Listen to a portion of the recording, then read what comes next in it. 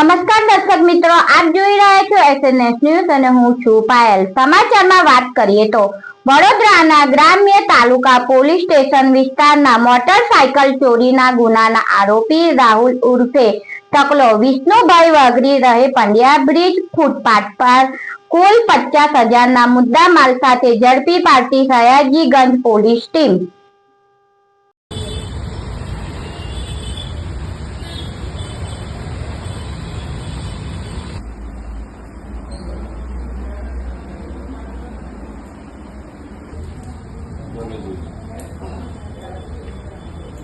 હજી કોઈ પાછું બનાવ્યો હતો